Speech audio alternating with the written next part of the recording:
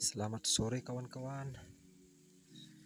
Hari ini saya panen kopi.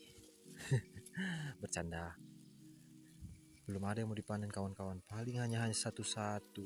Nah, seperti inilah. Nah, ini dia.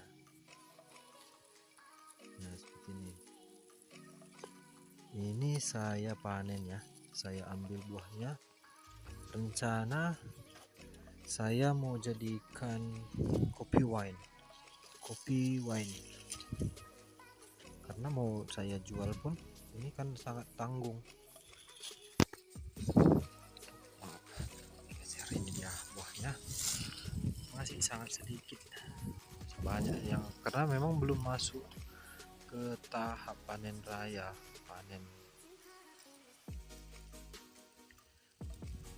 Jadi saya panen ini saya ambil daripada berjatuhan ke bawah, tumbuh tapi tidak bisa kita tanam kawan-kawan, karena ini dia, karena syarat yang saya tahu itu jika bibitnya mau kita tanam itu minimal 8 tahun ke atas,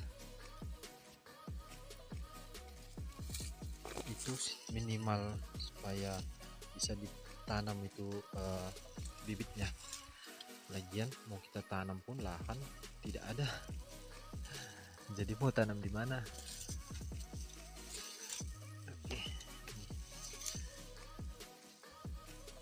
Ini nanti saya mau jadikan kopi wine kawan-kawan. Saya hobi minum kopi juga. Saya suka minum kopi yang asli ya. Saya sering buat kopi sendiri daripada kalau di warung kopi kebanyakan itu bukan kopi asli, karena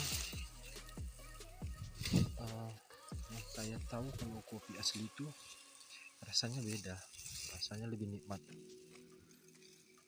Tapi ya mau gimana lagi, kalau di warung itu kopi tidak asli tapi harga murah.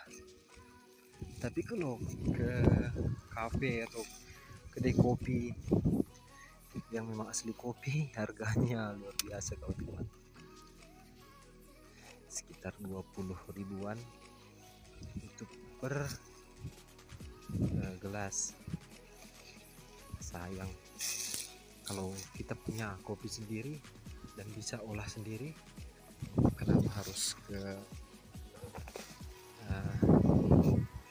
kedai kopi, ya kan? Aduh, maaf kawan-kawan, kosakata saya juga masih amburadul, masih belajar, dan tetap didukung ya kawan-kawan.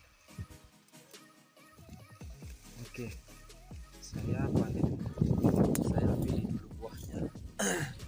Nanti saya akan tunjukkan bagaimana caranya, karena membuat kopi wine itu kita harus bersabar, karena kita harus kasih waktu lebih lama lagi agar kopinya berfermentasi. Nah, ini dia, ini kopi yang sebetulnya banyak petani tidak menyukainya ya. Ada penggerek buahnya kawan-kawan, seperti video saya yang sebelumnya yang saya jelaskan itu. Bayangin kalau 1 ton itu semuanya kena penggerek buah, ya 50% saya rasa itu akan hilang.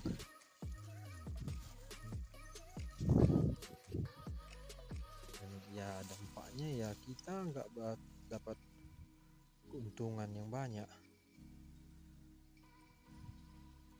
Ini mengkal pun saya ambil ya kawan-kawan, karena tanggung, besok atau lusa ini udah merah lagi. Lagian ini saya konsumsi sendiri, jadi ya tidak apa-apalah, kualitas tidak sebagus yang di kedai kopi ya.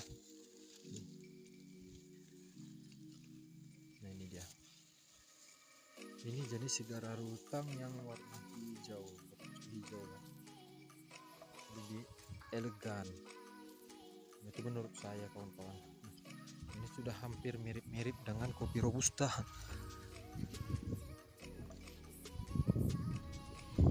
Tangkainya besar-besar.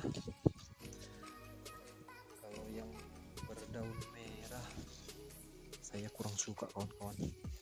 Tapi memang lebih sering berbuah yang pucuk merah yang saya lihat ya.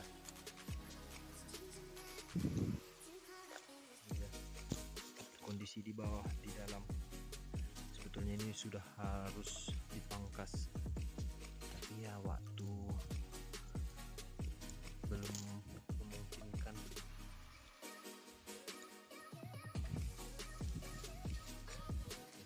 Ini sudah banyak buahnya kawan-kawan.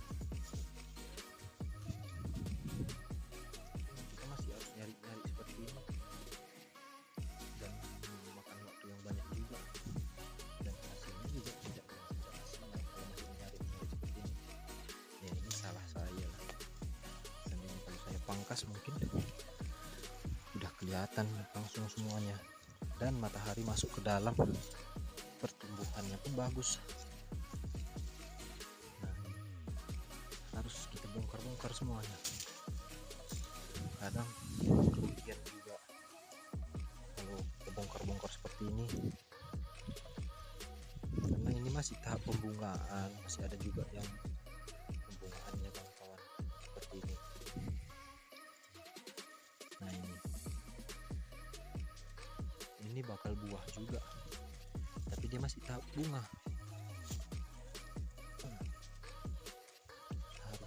Potong. Nah ini dia kena penggerek batang kemarin kawan-kawan.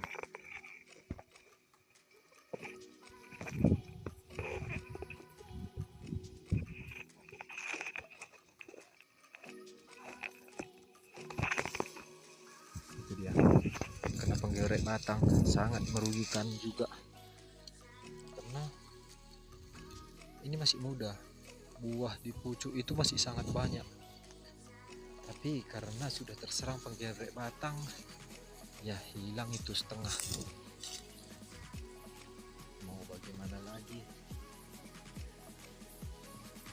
Kembali ke salah saya juga.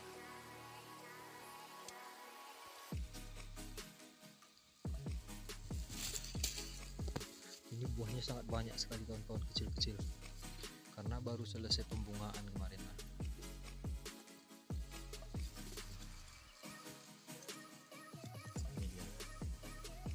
Masih banyak juga yang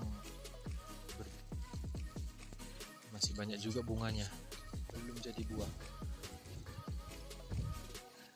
Tersenggol bahaya kawan, bisa hilang senggenggam.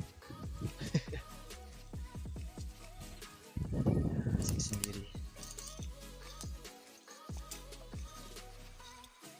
Oke, saya sambil nyari-nyari dulu, dan nanti setelah selesai saya cari, saya akan tunjukkan caranya kawan-kawan. Oke, selesai ya, selesai saya ambil. Ini sekitar sekiloan cerinya saya dapat, ya tidak semuanya bagus. Nah ini ketemu juga ini kawan ini penggerek batang, penggerek buah maksudnya. Yang perlu disediakan itu plastiknya. Ini plastik ukuran sekilo atau 2 kilo, saya bingung juga. Nah, dan karet itu ya, hanya itu aja. Dan setelah itu tinggal pindahkan aja buahnya ini ke plastik. Nah, kenapa harus plastik ini? Sebetulnya tidak ada alasan tertentu ya, ini saja supaya kelihatan nanti ketika dia berfermentasi. Nah udah sampai mana gitu. Saya biasanya kalau fermentasikan buah kopi itu sekitar 2-3 minggu. Ketika setelah 2 minggu saya akan lihat, saya cium aromanya dulu, sudah layak atau belum diproses.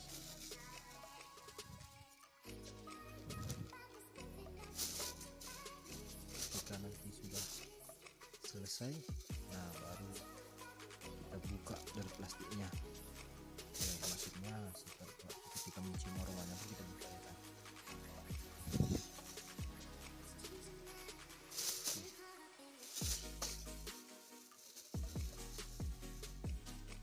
Ini sekitar sekiloan ya kawan-kawan yang saya dapat.